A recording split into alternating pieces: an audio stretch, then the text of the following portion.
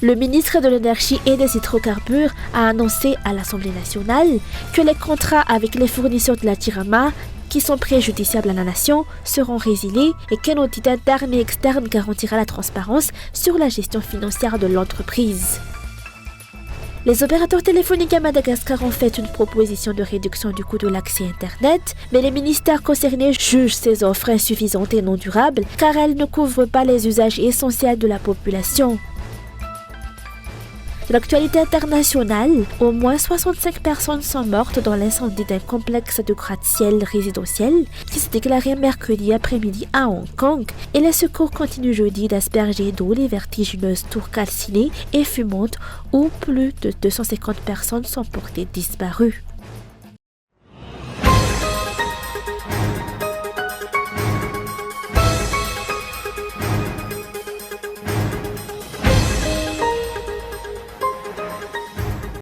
Le ministre de l'Énergie et des Hydrocarbures a annoncé aujourd'hui à l'Assemblée nationale que les contrats avec les fournisseurs de la Jirama, qui s'avèrent préjudiciables à la nation, seront résiliés. Selon le syndicat des employés de la Jirama, l'entreprise subit une perte financière de 25 milliards d'arials par mois.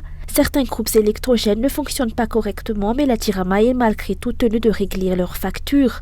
Les députés ont demandé une transparence totale sur les contrats conclus avec les fournisseurs de la société. L'audit interne est en cours. Pour l'audit externe, nous allons demander un aménagement de crédit afin de mobiliser un cabinet reconnu et accepté de tous via un appel à manifestation d'intérêt, afin de garantir une transparence totale sur la gestion financière du ministère et de la Jirama.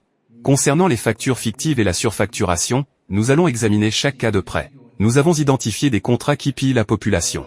Ce n'est pas uniquement notre responsabilité au MAE, nous avons créé une task force dédiée. On m'a demandé si nous oserions agir, quand un contrat est préjudiciable à la population, nous le couperons, sans hésitation.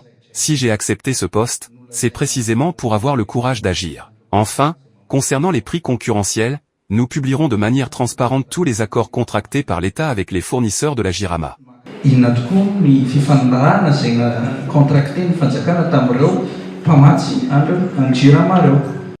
Au quoi le ministre de l'Énergie et des Hydrocarbures a répondu. Lors de cette confrontation directe avec les députés, l'exploitation de l'électricité via les projets Vulbe et Saoufk a également été abordée. Il est à noter que la subvention prévue par l'État pour la Jirama pour 2026 s'élèvera à 1000 milliards d'arials conformément à la loi de finances initiale. Le ministre a en outre donné instruction aux employés de la Jirama sur l'ensemble du territoire de revoir la manière d'accueillir les clients afin d'améliorer la qualité du service public. À cette rencontre à Sibazaz étaient présents les partenaires fournisseurs de carburant de la Jirama, le syndicat des employés et les associations de défense des droits des consommateurs aux côtés des députés.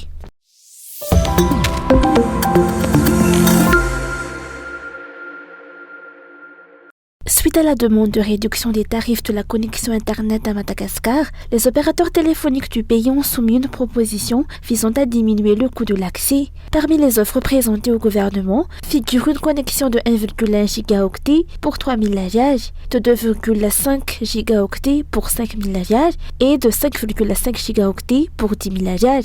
Dans une déclaration commune, le ministère des Postes et des Télécommunications, le ministère de l'Économie et des Finances et le ministère de la Communication et de la Culture estiment que cette proposition ne constitue pas une réduction durable. Elle ne touche pas non plus les services essentiels et les usages indispensables tels que l'éducation, la recherche, la formation, les services publics et les services financiers. Les autorités exigent ainsi une baisse des tarifs alignés sur le coût réel de la connexion, sans condition et dans les plus brefs délais. Les Malgaches attendent une véritable diminution des prix et l'État affirme qu'il n'autorisera pas les opérateurs à déterminer seuls le rythme du développement numérique du pays.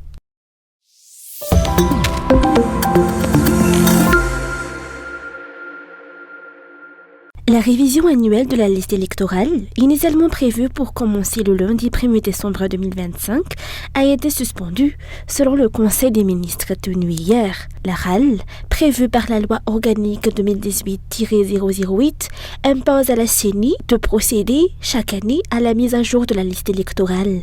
La société civile a souligné aujourd'hui que toute décision ne respectant pas cette loi serait contraire au cadre légal, surtout en l'absence d'une nouvelle constitution.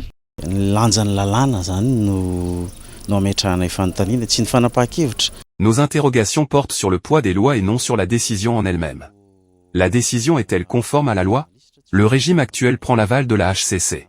Or, la HCC actuelle se base encore sur la Constitution de la 4e République. Il arrive que des décisions ne soient pas conformes à cette Constitution. C'est ce qui est délicat. Pourquoi ne pas décider une transition régie par une charte ou par tout autre accord politique? Ainsi, la première consultation populaire prévue dans 2 ans pourrait porter sur la Constitution et les structures à mettre en place se conformeront au contenu de cette Constitution. Zany hoe ny fifidianana voalohany zay mety handeha zany afaka roa taona dia mety hoe lalam-panorenana. Dia vita zay lalam-panorenana zay dia zay rafitra voalazana lalam-panorenana eo no apetraka. Le chef de l'État a réaffirmé la nécessité d'une réforme profonde de la CENI et d'un nettoyage rigoureux des listes électorales pour garantir des élections transparentes. Cette décision peut être vue comme s'inscrivant dans un contexte de changement ambiant. Cependant, des interrogations subsistent. La loi organique 2018-008 sur les élections générales et les référendums, ainsi que la loi 2015-020 définissant le rôle de la CENI continuent de s'appliquer. Rappelons que la RAL, organisée chaque année du 1er décembre au 15 mai, permet notamment l'inscription des nouveaux électeurs sur les listes.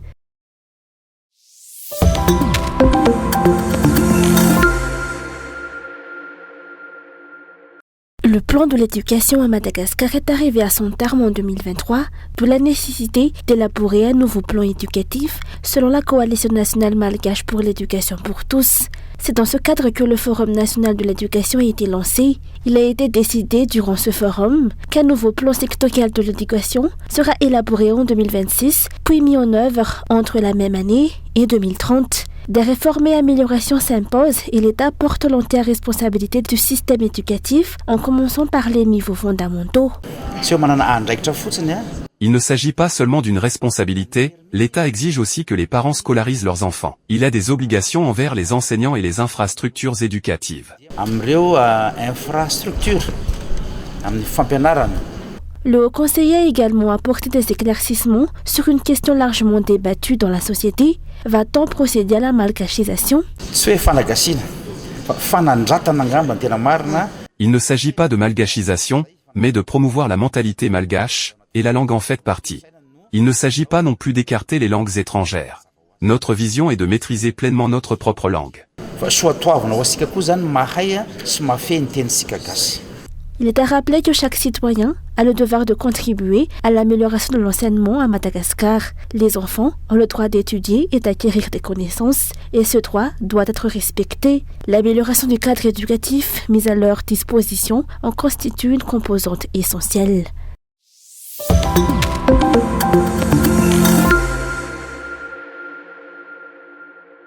Willy Ndiambelo, époux de Martha Radzofera Ndiambelo, fondatrice du groupe Midi Madagascar, s'est éteint à l'âge de 98 ans. Chroniqueur du célèbre Le Naïf depuis 2023, année du 40e anniversaire de Midi Madagascar, il a marqué l'histoire du quotidien par son style et sa vision. Sa disparition laisse un vide au sein de la rédaction. Sa plume et sa présence ont durablement façonné l'âme du journal. Figure discrète mais essentielle du paysage médiatique malgache, Willy Ndiambelo a exercé bien au-delà du journalisme. Il fut l'un des premiers architectes malgaches, diplômé en 1962 de l'École des Beaux-Arts de Paris, et a contribué à façonner l'architecture d'Atal Najiv en y laissant une empreinte durable. Architecte, journaliste, musicien et passionné d'art, il incarnait une curiosité et une polyvalence rares. Cool TV FM adresse ses sincères condoléances à ses proches et témoigne de tout son soutien à l'équipe du groupe Midi Madagascar.